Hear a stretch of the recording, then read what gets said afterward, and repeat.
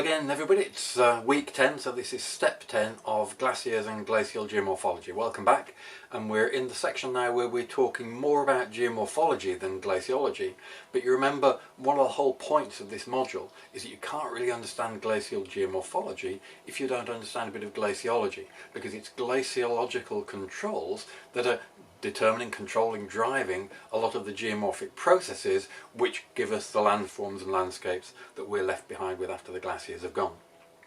So in this step we're going to be talking about the processes of glacial erosion, the landforms of glacial erosion and landscapes that are made up of those landforms. Then in the next step we'll move on and talk about glacial deposition. So to begin with, this first video is just a very quick run through some of the key points, key issues, without going into too much detail, and then I'm going to do a follow-up video where I'll explain in a little bit more detail some of these issues on the whiteboard with some diagrams and so on. So first of all, just let's kick off and say a few words about glacial erosion, specifically now the processes. I'm going to come on and talk about the landforms and landscapes in another follow-up video. So the key points to begin with are that we can identify processes in glacial geomorphology controlled by factors such as the glaciological environment, the glacial environment, but there are processes, these processes create landforms, and if we have an assemblage of these landforms over an area, then we have a landscape of glacial erosion. Remember, of course, there are landscapes of erosion, landscapes of deposition, and there are composite landscapes where erosion and deposition operate together. But just for now I'm going to be talking about glacial erosion. Now these processes, landforms and landscapes, they result from specific glaciological parameters, glaciological settings that are driving what's going on in the geomorphology. For example, I put it in capital letters there, the basal thermal regime, the temperature conditions at the bed of the glacier, which determine so much that we've talked about.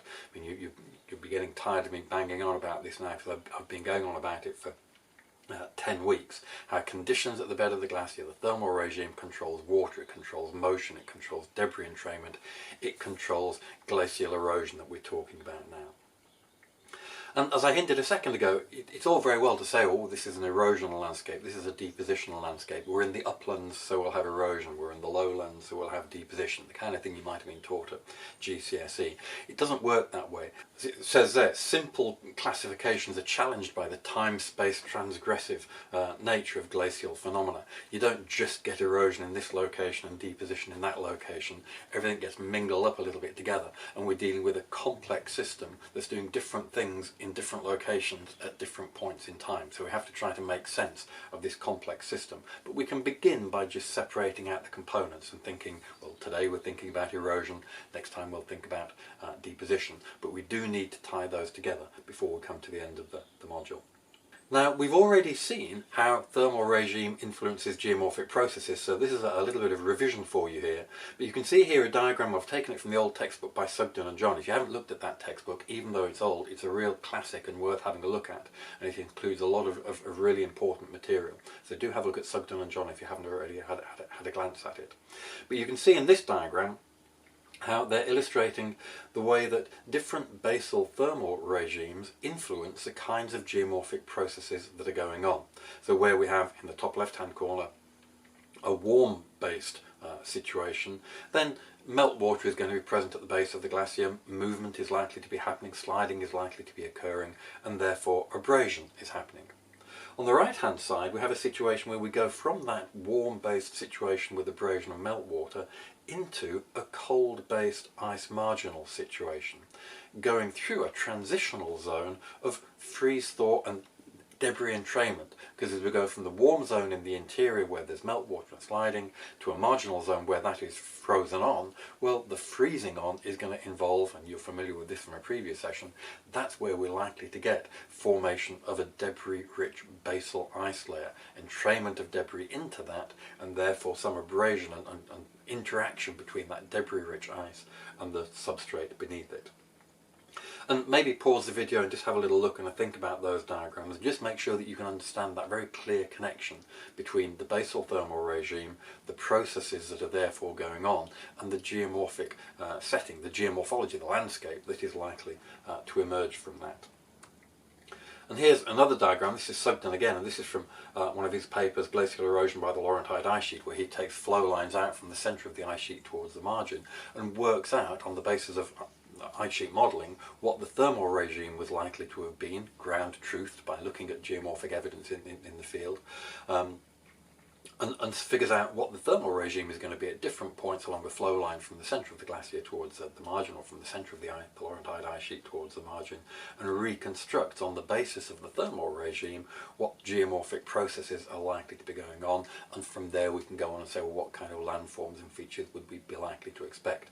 And Sugden's work involved looking at air photos to identify geomorphic systems on the ground that tied back to these thermal regimes that could be identified from the modelling, but then checked against the geomorphic evidence. So there's a range of different geomorphic processes by which erosion can occur. You can read up on these in the textbooks, we can talk about them later on. But the ones that I'm going to focus on are glacial abrasion, that's the kind of sandpapering effect if you like. Fracture and traction, that's a fairly complicated one. In older books you'll read about plucking, where the idea is that a glacier would stick to a bit of rock, and then as it moved away it would break that bit of rock off the substrate.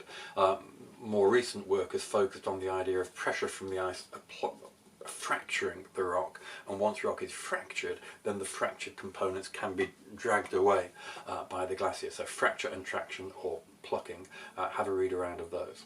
Also, don't forget, if we have a subglacial deforming layer, then essentially the deformation of a layer of debris underneath the glacier and the removal of that debris by deformation, that evacuation process is essentially a form of erosion. So I'm going to include that in my list. I'm also going to include, obviously, meltwater erosion, that's really important. And I'm going to put as a general heading at the end there, just the idea of debris entrainment, because if we're entraining something, if we're picking it up and carrying it away, well, that really is the definition part of the definition of erosion. So just as a general heading in my list there, I'm going to throw in debris entrainment as well. And you can take that list as, if you like, a little list of headings of things for you to just look up and read around a little bit to make sure that you're comfortable with those different terms. But I'm going to focus in much more detail on one case study, the example of glacial abrasion. Now, one of the key things I want you to think about at this stage is, well, what are the factors that control which of these processes operate and how these processes operate? And I'm going to point you back towards the glaciology section of the module, where we talk about things such as thermal regime, overburden pressure, ice motion, and hydrology, presence or absence of water at the glacier bed. These are all topics that we covered earlier in the module, and they're things that you should be familiar with. And what I want you to do now is apply your glaciological knowledge of those topics to the geomorphological questions of, well, what's determining the processes that are going on? What factors are controlling glacial erosion? Before we can then look at the landforms that emerge from glacial erosion and work backwards to figure out, well, what were the glaciological controls that underpin the development of those landforms. The example I want to spend some time talking about, and I'll do a follow-up on this on the whiteboard later on, is glacial abrasion. And this is a table from Sugden and John 76, listing the factors that are controlling glacial abrasion. And some of these are very straightforward. So, for example, basal debris. You're not going to be eroding the substrate if you don't have any debris in the bottom of your ice. If you're just rubbing clean ice across bedrock, the ice isn't going to do much work. Whereas if there's lots of debris embedded in the ice, then you're going to have a much better sandpapering effect. Likewise, sliding of the basal ice. If the bed doesn't involve movement of the glacier, if the ice isn't sliding that debris across the bed, again, you can't sandpaper very effectively if you haven't got movement. Now, if you've ever done much sandpapering, when you do some sandpapering, you gradually wear away the sand on the sandpaper. You smooth out your sandpaper as well as eroding the substrate. So in a glacial context, you need to have a downwards trajectory of debris in the ice to keep refreshing those asperities, that roughness, that debris availability at the bottom surface of the glacier. So if you don't have a downward trajectory of ice towards the of ice and debris towards the bedrock, then you're going to stop the abrasion process quite quickly. So those are uncontroversial.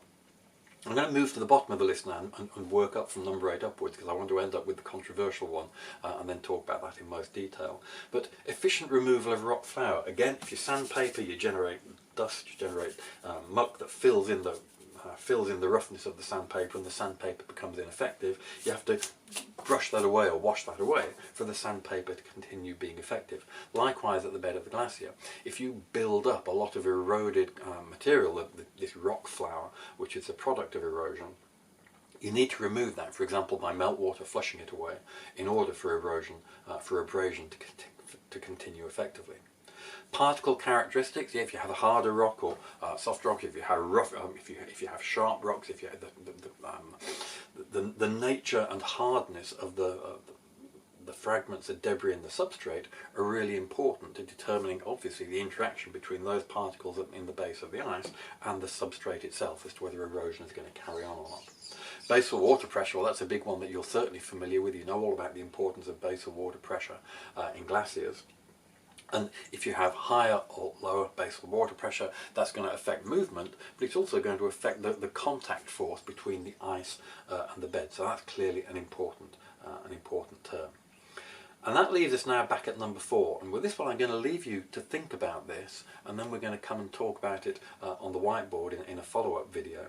But whether ice thickness is an important control on abrasion, that's been a fairly controversial point. So if you think about overburden pressure and sandpapering, yeah, you kind of imagine the harder you press, the more effective your sandpapering is going to be. Or maybe if you press too hard, you can't actually move the sandpaper, and you're going to get lodgement against the bed. You're going to get deposition instead of erosion. Is that true, or does it not work that way? Think about that, and we'll come back to it later on and talk about the impact of ice thickness on glacial abrasion in different ways. So those processes, they lead to landforms, and these landforms exist at a variety of different scales: small scale, large scale, macro scale. We're going to come on and we're going to talk about the landforms and the landscapes of glacial erosion in a subsequent unit, in our next unit. Right now I'm just talking about the processes of erosion, and I'm going to leave you to think about that question I just asked you about the overburden pressure and the thickness of ice as being an important factor in erosion or not. Go away, have a cup of tea, think about that, and then we'll have a little discussion about that on the whiteboard in the next video.